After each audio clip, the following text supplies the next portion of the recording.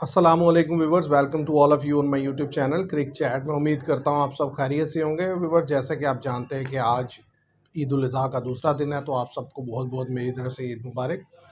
और अगर हम अपनी गुफ्तगू का आगाज़ करें तो जैसे कि प्रीवियसली एक पॉडकास्ट हुआ जिसमें माइक हसन का पॉडकास्ट हुआ बाजिद खान के साथ, और उसके अंदर उन्होंने बड़ी इंपॉर्टेंट चीज़ें डिस्कस की पाकिस्तान की क्रिकेट से रिलेटेड, क्योंकि इस वक्त वो पाकिस्तान के हेड कोच हैं। तो ज़ाहिर है उनकी जो गुफ्तगू है, जो भी वो सोचते हैं, जिस तरीके से वो प्लेयर्स को लेकर चल रहे हैं, ये बड़ा इंपॉर्टेंट यानी कि चीज़ है और बड़ी वैल्यू रखती है ये चीज़। तो इसके अंदर उन्होंने जो फ्यूचर से रिलेटेड जो उनका माइंडसेट है कि T20 की पाकिस्तान की टीम क्या होगी, लड़कों को किस तरीके से खेलना होगा, कैसे वो टीम को ग्रूम करेंगे, इसके ऊपर जो उन्होंने बातचीत की है वो आज आपके सामने रखेंगे और देखेंगे कि आया ऐसा करना पॉसिबल भी है कि नहीं जो वो सोच रहे हैं, और क्या ऐसा करने से कोई बेहतरी आएगी या नहीं आएगी। तो मेरे साथ है हमज़ा। अगर हम गुफ्तगू का आगाज़ करें, और सबसे पहले जो माइक हसन ने बात की उसमें ज़ाहिर है उन्होंने काफ़ी बड़ा इंटरव्यू था, उसके अंदर उन्होंने बहुत सी चीज़ें डिस्कस की। और एक इम्पॉर्टेंट बात, एक क्या बल्कि कई इम्पॉर्टेंट हाँ जी। जो है वो चीज़ें उन्होंने हाईलाइट की। उनमें से एक ये भी थी कि उनका मैं चाहता हूँ कि मैं प्लेयर्स के दरमियान जो है ना एक रिलेशनशिप बिल्ड करूँ, हाँ जी। यानी कि ताकि उनके दरमियान रिलेशनशिप हो, ताकि वो उनकी यूनिटी नज़र आए। तो ऐसे ही है। इसको और आप कैसे देखते हैं? क्योंकि बात तो मुझे तो उनकी ये बात बिल्कुल ठीक लगती है, इसलिए कि अगर आप प्रीवियसली देखें पाकिस्तान को, तो चाहे 2024 का वर्ल्ड कप हो या 2023 का वर्ल्ड कप हो, पाकिस्तान की टीम में जो सबसे बड़ी चीज़ जो लैक कर रही है बड़े लंबे अरसे से, वो यूनिटी ही लैक कर रही है। और वही हम भी हमेशा प्रीवियसली वीडियोस में अक्सर मैंने ये बात हाँ उठाई है जी। कि पाकिस्तान में ना टैलेंट की कमी है, ना किसी चीज़ की कमी है। जिस चीज़ की कमी है वो यूनिटी है। जब ये यूनिटी से खेल रहे होते हैं तो दुनिया की बड़ी से बड़ी टीम को हरा लेते हैं, और जब ये लैक करते हैं, जब ये यानी कि एक दूसरे की लेग पुलिंग स्टार्ट करते हैं, तो प्रॉब्लम आती है। ऐसे ये सही उन्होंने एग्जैक्टली पॉइंट उठाया माइक हसन ने, क्योंकि आपको पता है कि ये इस्लामाबाद यूनाइटेड की तरफ से काफ़ी अर्सा इन्होंने PSL का टाइटल भी जितवाया उनको। और पाकिस्तान की ये नेचर, प्लेयर की नेचर जानते हैं, इसलिए उन्होंने ये बात की रिलेशनशिप बिल्डअप की। बना वो पता है, इससे पहले वो गिलेस्पी बने थे कोच, और भी डिफरेंट कोचेज बन चुके हैं, उन्होंने कोई ऐसी बात नहीं की। तो इसलिए ये यूनिटी जब इकट्ठे होकर खेलेंगे तो फिर मैच का रिजल्ट आता है। आप देख लें वर्ल्ड की जितनी टीमें हैं, अगर उनके लड़के एक साथ मिलकर खेलते हैं तो रिजल्ट जो होता है पॉजिटिव होता है। अगर यही वो दो चार लड़के किसी एक ग्रुप की तरफ होंगे, दो चार दूसरे ग्रुप की तरफ होंगे, तो फिर वो रिजल्ट नहीं, पॉजिटिव नहीं आ सकता। असल में इसमें हमारे अपने बोर्ड के भी मसले मसाइल होते हैं ना, कि हम लड़कों को जब कैप्टनसी देते हैं ना, बड़े शॉर्ट स्पैन ऑफ टाइम के लिए देते हैं। ठीक है, फिर हमारे यहाँ जितने लड़के जो जो सीनियर होता जाता है, हर बंदे की पहली ख्वाहिश यही होती है कि भाई मुझे कैप्टनसी मिलनी हाँ चाहिए। जी।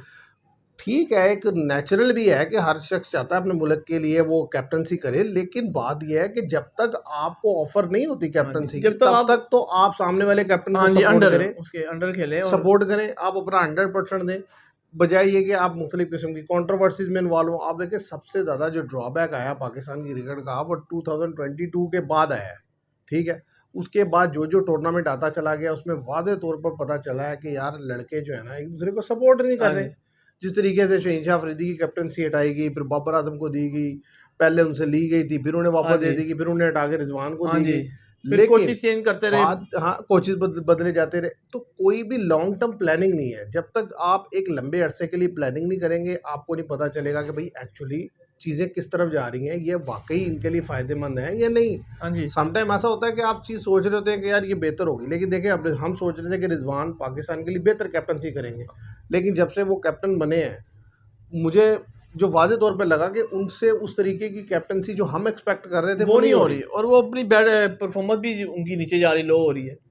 तो इस लिहाज से मुझे एक, लेकिन इससे एक चीज़ तो सामने आ गई ना, कि यानी कि जो जहन में एक ऑप्शन था कि भाई वो कैप्टनसी के लिए बेहतर जो है ना एक प्लेयर है, हाँ जी, लेकिन जब कैंडिडेट। वो नहीं कर सके, तो अब ये है कि ठीक है यार, किसी और को आप दे सकते हैं। लेकिन अभी भी ज़ाहिर है T20 सलमान अली आगा कर रहे हैं, हाँ, तो ओडीआई में आप रिजवान को कंटिन्यू। ओडीआई में आप कंटिन्यू रख सकते हैं। ठीक है, और सबसे बड़ी आपको आगे चल के जो चीज़ एक और भी है, उस पर भी हम बात करेंगे, वो इससे हटकर है कि वो टेस्ट की कैप्टनसी पे भी तो बात हाँ करनी है जी। ना, क्योंकि देखें शान मसूद क्या ऐसा दोबारा ही से है, साइकिल का आगाज़ जो है वो शान मसूद की टेस्ट कैप्टनसी से ये होगा, तो भी ये पता थोड़ा चले। मुश्किल हाँ है। जी। अच्छा, दूसरी इंपॉर्टेंट बात जो माइक हैसन ने की है, वो की है कि भाई प्लेयर्स को जो खेलना है ना, पर्सनल माइलस्टोन से के लिए नहीं खेलना, हाँ जी। यानी कि जीत के लिए खेलना है।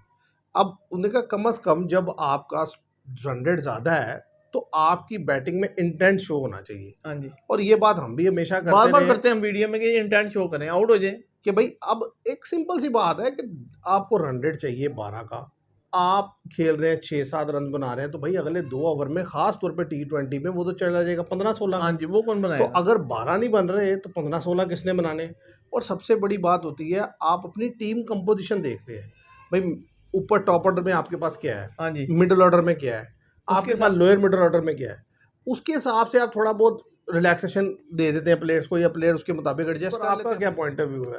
नहीं, सही उन्होंने पॉइंट उठाए जो उठाए हैं। ये इंटेंट हम बार बार कहते हैं कि पाकिस्तानी टीम में जो लड़के हैं, आप देखिए इससे पहले बाबर आजम खेल रहे थे, अब ये इन्होंने इंटेंट शो किया, खासतौर पे जो उन्होंने 200 रन का टारगेट चेस किया था टी20 में, फाइनल टी20 में बांग्लादेश के खिलाफ। तो पता चला कि हर लड़का जो है वो 200 रन बनाने की उम्मीद से आया, लगन से आया, और वो आप देखें रिजल्ट भी पॉजिटिव था। तो इसलिए इंटेंट शो करना पड़ेगा। अगर यही यही बांग्लादेश जो हमें, अभी आपने जो पहला पॉइंट उठाया माइक हसन का, यूनिटी नहीं थी, वो हमें अपने मुल्क में आगे टेस्ट में जो है सबसे लॉन्गर फॉर्मेट में जो है हमें वाइट वॉश कर जाती है।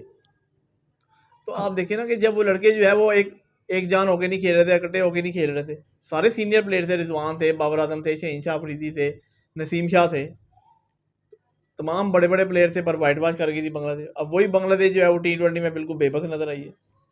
असे असल में देखो, इसमें तो कोई शक नहीं, जाहिर है आप खेलेंगे तरीके से तो ही चीज़ें होंगी ना। आप मॉडर्न डे क्रिकेट ये डिमांड करती है कि भाई आपका स्ट्राइक रेट अच्छा हो, ठीक है, इसके और इसी तरीके से आपके जो यानी कि आपस में यूनिटी तो हो ही हो, लेकिन ये है कि आपको सिचुएशन टू सिचुएशन खेलना है। हाँ जी, अब जिस तरीके से मैंने लास्ट टाइम भी बात की थी, सलमान अली आगा ने अपने इंटरव्यू में बात की थी, बल्कि प्रेस कॉन्फ्रेंस करते हुए, कि भाई किसी भी जगह आप खेलने जाते हैं, ग्राउंड कोई सा भी हो, तो हर एक जगह का एक पार स्कोर होता है।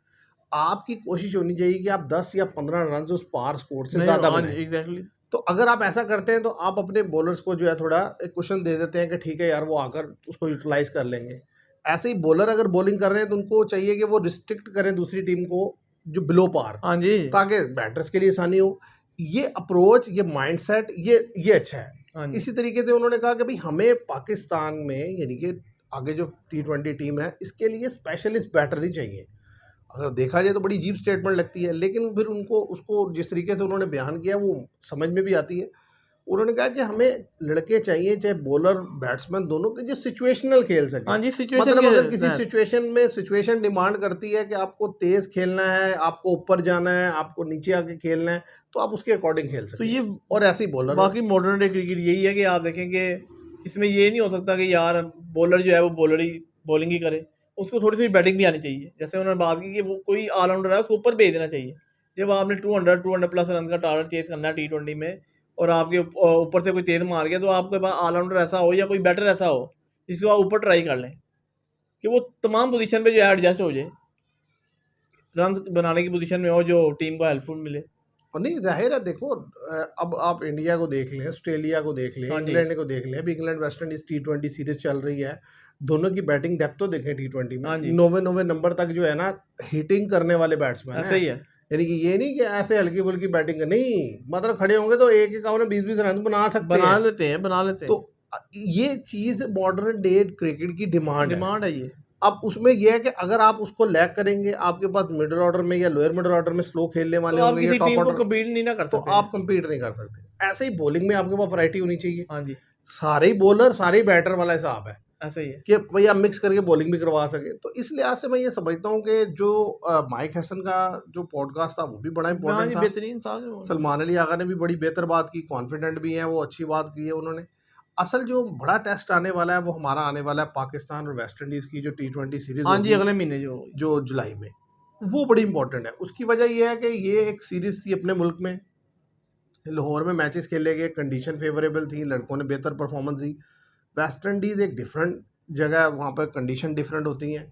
अगर वहाँ पर जाकर भी पाकिस्तान वेस्ट इंडीज़ को वेस्ट इंडीज़ में अगर सीरीज़ हराने में कामयाब हो जाता हाँ है जी, तो ये बड़ी जीत होगी, फिर इसलिए कि वेस्ट इंडीज़ टी20 में आप उसे हल्का नहीं ले नहीं सकते। नहीं, वो तो नो डाउट। अभी इंग्लैंड के खिलाफ भी उन्होंने पहला टी20 में जस्ट 20 रन से डिफीट हुई उनको, उसमें भी जो है आप देखें लैग करेंगे, उन्होंने अकील हुसैन को नहीं खिलाया था, हम्म। तो जिसकी वजह से जो है आपका जब स्पिन डिपार्टमेंट लूज हुआ, उन्होंने स्पिनर सिंह को गिरा लिया। तो ये अब टीम। आगे जो यानी कि ओडीआई भी है वेस्ट इंडीज़ के लिए, वो भी देखना होगा कि पाकिस्तान किसकी कैप्टनसी के साथ हाँ जाता है। जी, फिर टेस्ट भी हैं 2, हाँ जी, पूरा वो तो वो पूरा टूर है। तो हाँ जी। उसमें एक तो काफ़ी सारी चीज़ों की क्लैरिटी हो जाएगी कि भाई कौन सा लड़का किस पोजीशन पे खेल रहा है, कौन सा लड़का कौन सा फॉर्मेट खेल रहा है, कौन किस फॉर्मेट की कैप्टनसी में हाँ जी, कंटिन्यू सब वो करता तो है। पहले तो स्काउट ये का सारी चीज़ें जो है ना उसमें काफ़ी हद तक जो है ना समझ में आ जाएंगी। तो व्यूअर्स इंशाल्लाह हम नेक्स्ट वीडियो में जो है इस पर डिस्कशन करेंगे कि टेस्ट की कैप्टनसी के लिए कौन जो है उम्मीदवार दिखाई देता है, और साथ ही साथ हम इस पर भी बात करेंगे जो WTC का फाइनल आ रहा है। आज के लिए इतना ही। Thank you very much.